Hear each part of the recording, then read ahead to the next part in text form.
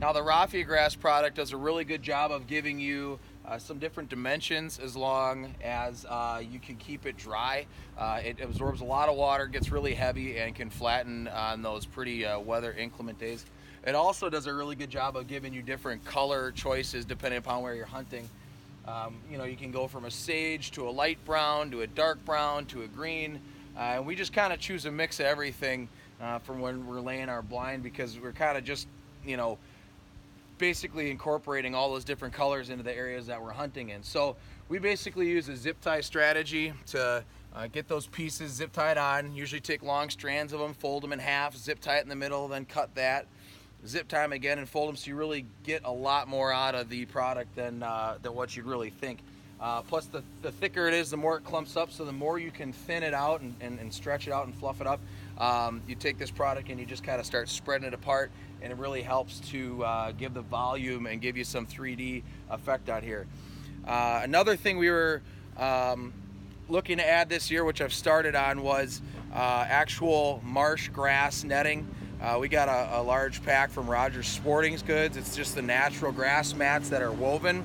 A lot of guys just go with basically that right over their blind, which is fine. I think it still doesn't give it as much breakup or dimension. And the problem that we have on the boat is that there is so much space and hard lines on the front and the back and the edges that we want to break up that contour with the marsh grass, but we also want to have the raffia grass incorporated in with that. And I was trying to think of the best way to make that happen. So what I've started doing for this year on this particular blind is clipping off a bottom edge of the raffia grass, because when that would hang low, it'd get really saturated with water, it'd get really heavy, and then when we'd collapse the blind, it would start to drag in the water, and you'd never be able to get that to wring out, and the blind wouldn't sit 100%.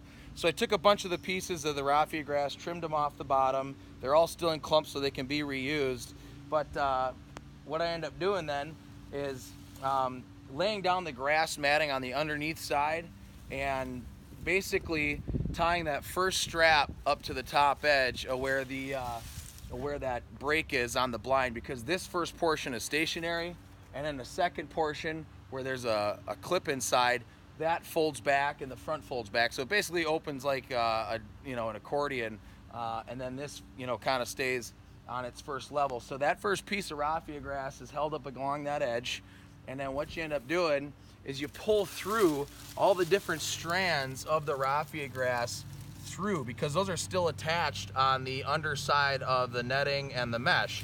So we pull these through, just kind of rework them, fluff them up. It breaks up the contour and the look of the marsh mats, which they look great, but I still like to break up that look a little bit. And then what we did for the top section here is try to get the middle gap closed, so that when the birds look down on top, there's not this big black hole. And when you got roughly 15 feet, and let me switch this around here, 15 to 16 feet of blind down the middle, that's quite a gap to incorporate filling in, and the raffia grass doesn't really do a great job. It just hangs over the edge. So there's a lot of space. As you can see, that's the frame structure on the inside that permanently holds up that first bar, and then there's a middle clip right in the middle that pops it this way and that way.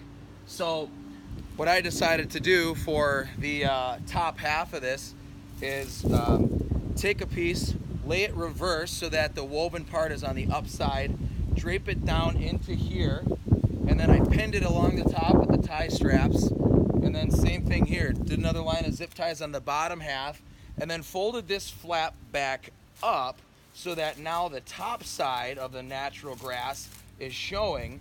Did the same concept on the front side and pulled the raffia grass through. That also helps kind of keep this stuff together, because the natural grass, the tensile strength on that is not very good.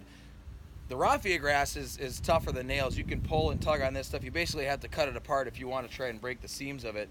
This, however, I don't think holds up as well in terms of a product. It does a lot better with moisture wicking and drying out. So then this part folds up, and now you have all the stranded ends of the natural grass covering this middle gap, which is going to take up the whole middle section. It's going to suck that whole thing up. So that's basically the look that we're going for here, and the concept of wrapping it all the way around. It takes a little bit of time, but I think on the front end of things, that's time well invested if you're really able to make a full concealment attempt and push this thing into some cattails and really get it buried pretty nice. The front end then just gets covered with the raffia grass, and we have some additional netting, and there's a dog house that goes on here for the dog to retrieve off the front and they get on the back. And then another portion that I kind of end up adding through the middle of the process